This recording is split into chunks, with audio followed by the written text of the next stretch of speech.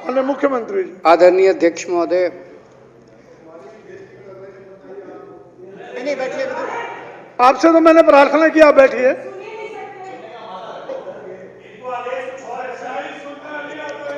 ये जो बजट दिल्ली की विधानसभा में प्रस्तुत किया गया है, ये बजट कोई मामूली डॉक्यूमेंट नहीं है। ये एक ऐतिहासिक बजट है।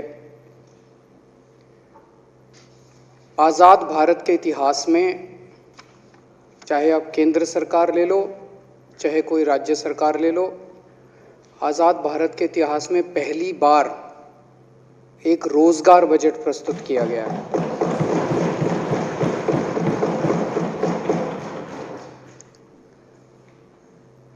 रोजगार की समस्या तो आज़ादी से ही है। 1947 में देश आज़ाद हुआ था, तभी से हमारे युवाओं की रोजगार की समस्या रही है, कभी कम कभी ज़्यादा। लेकिन रोजगार एक ऐसा मुद्दा हुआ करता था जिसकी चर्चा केवल चुनावी सभाओं में होती थी, चुनाव के पहले होती थी। हर पॉलिटिकल पार्टी चुनाव के पहले कहती थी हम आए तो हम 5 लाख नौकरी दे देंगे, हम आए तो हम 10 लाख नौकरी दे देंगे, ये कर देंगे, वो करो। फिर चुनाव जीतने के बाद कोई बात नहीं करता रोजगार की, उसके बाद तो फिर बंदर बांट होती है। पहली बार आज़ाद भारत के इतिहास में पहली बार हो रहा है कि एक बजट केवल और केवल रोजगार के इर्द गिर्द बनाया गया है, बच्चों को रोजगार देने के लिए बनाया गया, सबके घर में खुशहाली लाने के लिए बनाया गया है।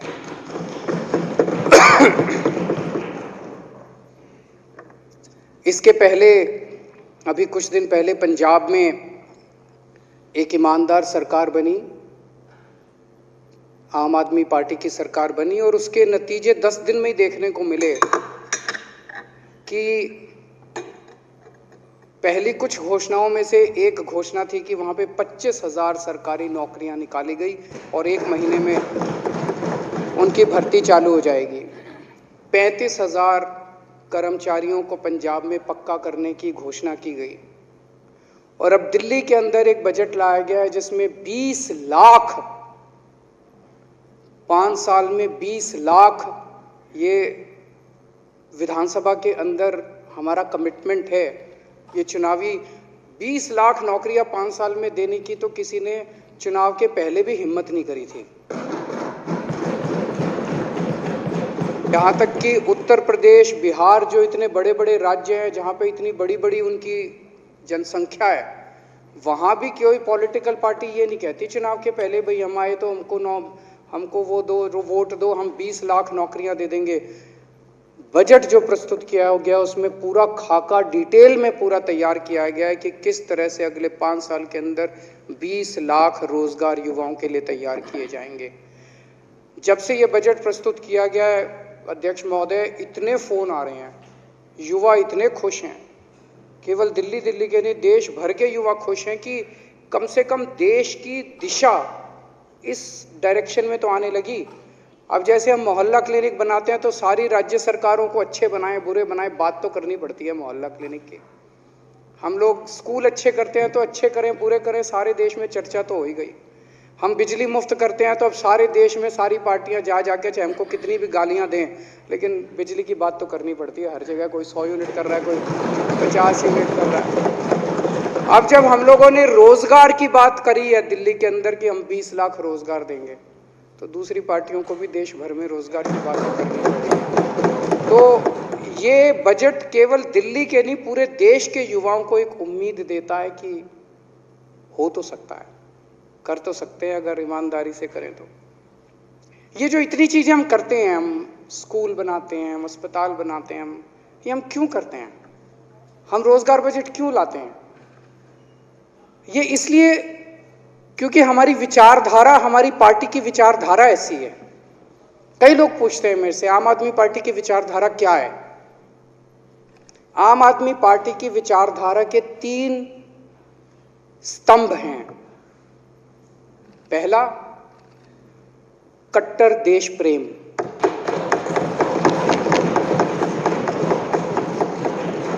हम अपने देश के लिए मर मिटने को तैयार हैं, हमारे देश के लिए हम कुछ भी करने को तैयार हैं। हमारा रोम रोम इस देश के लिए है। दूसरा स्तंभ हमारी विचारधारा का है, कट्टर ईमानदारी। और उसी वजह से आज देश के 2 राज्यों में तो कम से कम कट्टर ईमानदार सरकारें हो गई।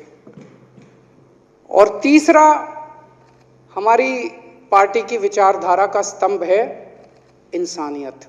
तो 3 स्तंभ हैं, कट्टर देश प्रेम, कट्टर ईमानदारी और इंसानियत।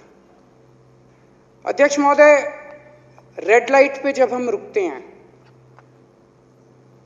रेड लाइट पे गाड़ी रोकते हैं, कितने सालों से चला आ रहा है कि वहां पे बच्चे हम देखते हैं भीख मांग रहे हैं, बच्चे भीख मांग रहे हैं। कोई बच्चा आता है हमारी खिड़की पे नॉक करता है, हम अपनी खिड़की की शीशा नीचे करते हैं, या तो दुत्कार देते हैं उसको, 2 गाली दे के भगा देते हैं, और किसी में दया हो तो वो जेब से निकाल के थोड़े से उसको पैसे दे देता है। उसको लगता है भाई मेरा काम तो हो गया, पुण्य कमा लिया मैंने।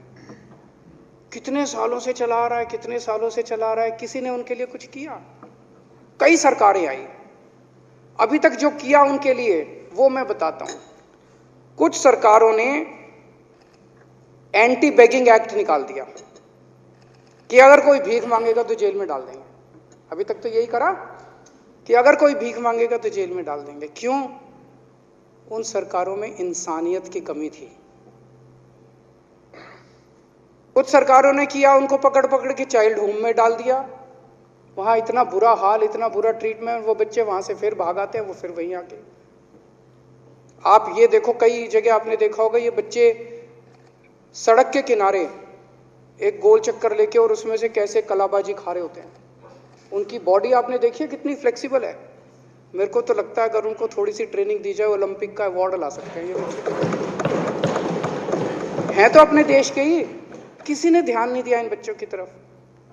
हमारी पार्टी की विचारधारा है इंसानियत, हमारी पार्टी की विचारधारा है देश प्रेम। इसीलिए इस बजट में हमने इन बच्चों के लिए शानदार, मैं कह रहा हूं पूरे देश के अंदर प्राइवेट भी देख लेना स्कूल, सबसे शानदार स्कूल बनाएंगे। 10 करोड़ रुपए में बोर्डिंग स्कूल बनाएंगे इन बच्चों के लिए। इन बच्चों के लिए बोर्डिंग स्कूल बनाएंगे, हॉस्टल में रहेंगे, ये 24 घंटे वहीं रहेंगे। इनका साइकोलॉजिकल, इमोशनल सारा देखा जाएगा। उनको बेस्ट एक्सपर्ट्स लेके आएंगे, बेस्ट टीचर्स लेके आएंगे, और यही बच्चे देखना एक दिन आपको ओलंपिक के अवार्ड ला के दिखाएंगे। अध्यक्ष महोदय, मैं पहले इनकम टैक्स में नौकरी किया करता था। दिल में बहुत ज्यादा जज्बा था कि देश के लिए कुछ करना है। इनकम टैक्स की नौकरी छोड़ी। नौकरी छोड़ने के बाद मैं सुंदर नगरी की झुग्गियों में जाके काम करने लगा। हमारे राजेंद्र पाल गौतम वहां से एमएलए हैं। कई दिनों तक मैं झुग्गियों में रहा, खुद भी एक झुग्गी लेके मैं वहीं झुग्गियों में रहता था। मैं देखना चाहता था इस देश के गरीब का दर्द क्या है। वहां मैं देखता था कि धोबी के बच्चे, मोची के बच्चे, मजदूर के बच्चे, रिक्शे वाले के बच्चे सरकारी स्कूलों में जाया करते थे। मैं खुद भी सरकारी स्कूलों में घूमा, वहां पे बहुत बुरा हाल था सरकारी स्कूलों का। तो थोड़े दिन तो गरीब आदमी भेजता था अपने बच्चों को सरकारी स्कूल में, फिर लगता था यार इसने पढ़ना लिखना, पढ़ाई लिखाई तो है नहीं सरकारी स्कूल में, इसको काम पे ही लगा दो। वो ड्रॉप आउट रेशो कहते थे बहुत हाई है, बहुत हाई है ड्रॉप आउट रेशो, फिर वो उसको काम पे लगा देते थे। तब तो सोचा नहीं था, ऊपर वाले ने कुछ करिश्मा किया, तब सोचा नहीं था कि एक दिन मुख्यमंत्री बन जाएंगे। मुझे बेहद खुशी है कि भगवान ने हमें मौका दिया और आज दिल्ली के सारे सरकारी स्कूलों को ठीक करने का हम लोगों को मौका दिया।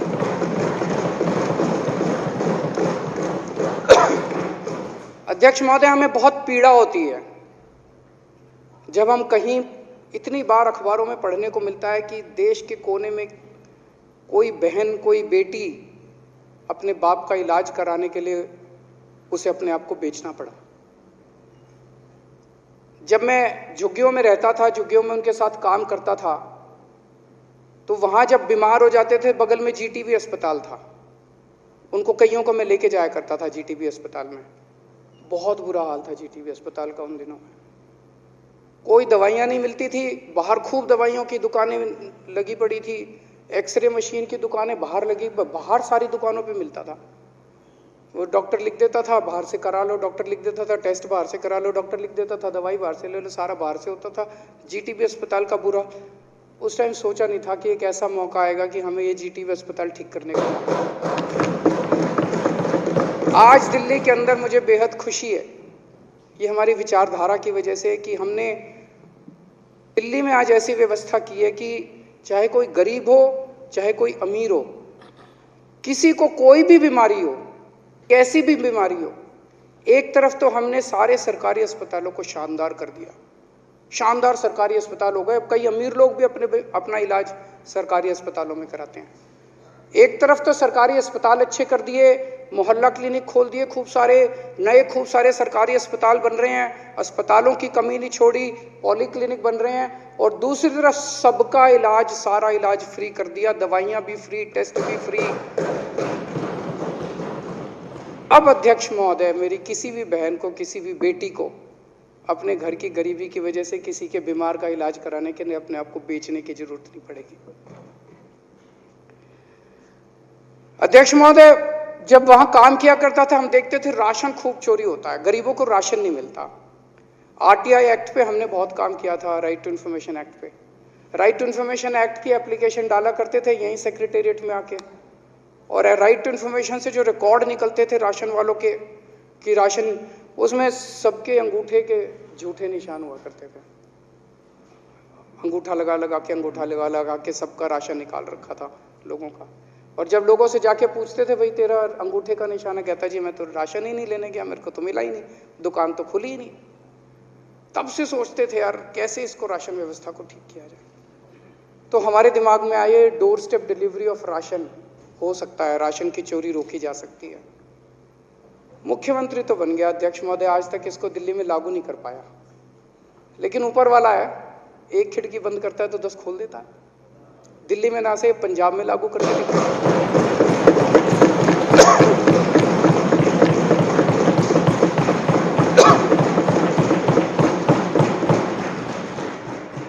पंजाब में कल भगवंत मान जी ने ऐलान किया है कि door step delivery of ration Punjab के अंदर लागू करेंगे।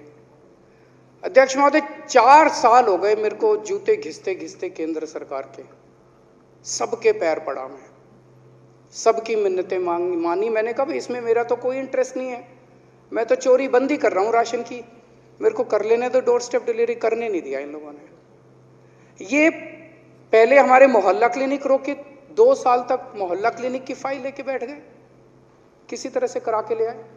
फिर सीसीटीवी कैमरों की फाइल लेके बैठ गए, फिर मेरे को इनको गोपाल जी को धरना करना पड़ा एलजी साहब के यहाँ, फिर वो सीसीटीवी की फाइल क्लियर करी। ये जो व्यवस्था है ना पिछले 75 साल से चली आ रही है। 75 साल से इस देश के अंदर जितनी सरकारें आई, सरकार मतलब काम रोको, सरकार मतलब जनता को कुछ करने ना दो, सरकार मतलब जनता के काम रोको, रोकने के लिए बनी है ये सरकारें। पहली बार एक सरकार आई है जो जनता के काम करने के लिए बनी है। इस देश के लोग बहुत आगे बढ़ना चाहते हैं, इस देश में बहुत टैलेंट है। अब ये मनीष जी बिजनेस ब्लास्टर करवा रहे हैं स्कूलों के अंदर, क्या टैलेंट निकल के आ रहा है, क्या शानदार बच्चे ऐसे ऐसे आइडियाज लेके आ रहे हैं। इन बच्चों को आगे बढ़ने देना है अपने को, इनको रोकना नहीं है। 75 साल से इस देश को रोका गया, घोटा गया, इस देश को गला पकड़ के मतलब करने नहीं दिया लोगों को, इसे बदलना है। अध्यक्ष महोदय, इस देश में जब भी कोई आदमी सुनता है कि इन नेताओं ने भ्रष्टाचार कर दिया, उसके आग लग जाती है अंदर, मन करता है यार कुछ करो इसका। इतना भ्रष्टाचार 75 साल में इन सारी पार्टियों ने, इन्होंने नेताओं ने लूटने में कोई कसर नहीं छोड़ी, जम के लूटा इन्होंने। वो दूसरे वाले हैं, उनकी लंबी लिस्ट है, कॉमनवेल्थ गेम्स, 2G, कोयला, स्पेक्ट्रम, लंबी लिस्ट है उनकी। और ये हैं, इनकी लिस्ट है, राफेल, सहारा बिड़ला, ताबूत घोटाला, बहुत है, Vyapam scam, GSPC scam, Vijay Mallya को भगा दिया, Lalit gate scam, Panama papers, इनकी भी लंबी लिस्ट है। यहां तक कि देश की डिफेंस को भी नहीं छोड़ा। उन्होंने बोफर्स घोटाला किया, इन्होंने राफेल घोटाला किया। देश के डिफेंस को भी इन लोगों ने नहीं छोड़ा। जनता को बहुत ज्यादा तकलीफ होती है। एक तो जनता देखती है कि उनका पैसा लूट लिया, देश को लूट लिया, और दूसरे देखते कि सारे क्लीन चिट हो गई सबको। भ्रष्टाचार तो हुआ लेकिन किसी ने नहीं किया, कोई पकड़ा नहीं गया। आज तक 75 साल में कोई भ्रष्टाचार के लिए जेल नहीं गया, सारे छूट गए। तो एक तरह से जनता के जले पे नमक छिड़कते हैं। मेरा मानना है भ्रष्टाचार को देश के साथ गद्दारी का ऐलान कर देना चाहिए। जो भ्रष्टाचार करेगा उसे गद्दारी माना जाएगा। देश के साथ गद्दारी कर रहा है वो, उसको गद्दारी का वो देना चाहिए। आम आदमी पार्टी में इन्होंने सारा सब कुछ चेक कर लिया। हमारा एक नया, नहीं तो छोड़ देते ये मेरे को, मेरी कोई फाइल खोल लेते, मेरे को भी ब्लैकमेल करते जैसे इनका स्टाइल है। इन्होंने एक शुंगलू कमीशन बिठाया। शुंगलू कमीशन में 400 फाइलें गई। 400 फाइलों, 3 बड़े बड़े आईएएस अफसर उन्होंने बैठ के हमारी 400 फाइलें देखी। उनको एक नए पैसे की चोरी नहीं मिली। फिर उन्होंने सीबीआई भेजी, मेरे घर पे सीबीआई की रेड कराई, मेरे दफ्तर में सीबीआई की रेड कराई, इनके घर पे रेड कराई, इनके घर पे रेड कराई, कुछ नहीं मिला। मेरे बेडरूम में घुस गए। उनको लगा शायद वो जो कच्ची पर्चियां होती हैं, कच्चा हिसाब होता है, वो बेडरूम में ही होता होगा। बेडरूम में भी कुछ नहीं मिला। हम कट्टर ईमानदार हैं अध्यक्ष महोदय। और अगर हमारा कोई किसी दिन पकड़ा गया तो सबको कह रखा है जितनी सजा दूसरों को मिलती है डबल सजा दिलवाऊंगा, किसी को छोड़ूंगा नहीं, किसी को बख्शूंगा नहीं।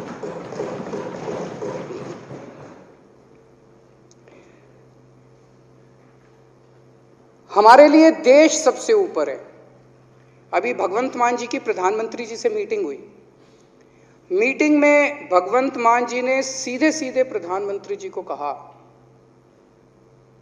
कि सर, पंजाब एक बॉर्डर स्टेट है। देश की सुरक्षा, बॉर्डर की सुरक्षा हमारे लिए सर्वोपरि है।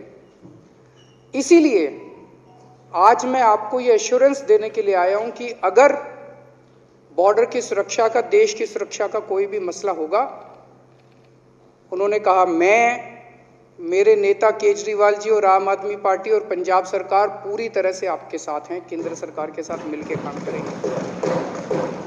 उन्होंने कहा मैं एश्योरेंस देने आया हूं कि हम देश की सुरक्षा के साथ किसी किस्म की राजनीति नहीं होने देंगे, कोई राजनीति नहीं होगी। तो देश के लिए हम किसी किस्म की राजनीति नहीं करेंगे। देश की जब भी बात आएगी, हमारा शरीर का एक एक कण, हमारे खून का एक एक कतरा हमारे देश के लिए समर्पित है। जब भी जरूरत पड़ेगी हम देश के लिए हर कुछ करने के लिए तैयार हैं। अध्यक्ष महोदय, आज देश का आम आदमी खड़ा हो गया है। जब दिल्ली में हमारी सरकार बनी, हमने स्कूल अच्छे किए, अस्पताल अच्छे किए, सड़कें अच्छी की, बिजली मुफ्त कर दी, बिजली 24 घंटे कर दी, पानी फ्री कर दिया, पानी घर घर पहुंचाया। ये बात पूरे देश में फैल गई। पूरे देश के लोगों को लगा यार हो तो सकता है, करा नहीं इन्होंने अभी तक, 75 साल में इन्होंने करा नहीं, हो तो सकता है। तो कामों को लेके पूरे देश में एक उम्मीद जागी।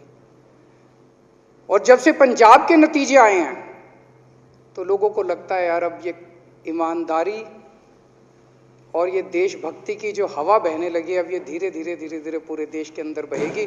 पूरे देश के अंदर आज एक उम्मीद की किरण जागी है। पूरा देश खड़ा हो रहा है, एक आम आदमी इस देश का खड़ा हो रहा है। अब ईमानदारी और देशभक्ति की लहर जो है ये पूरे देश में फैलेगी। मैं इस बजट का पूरी तरह से समर्थन करता हूं। बहुत बहुत शुक्रिया।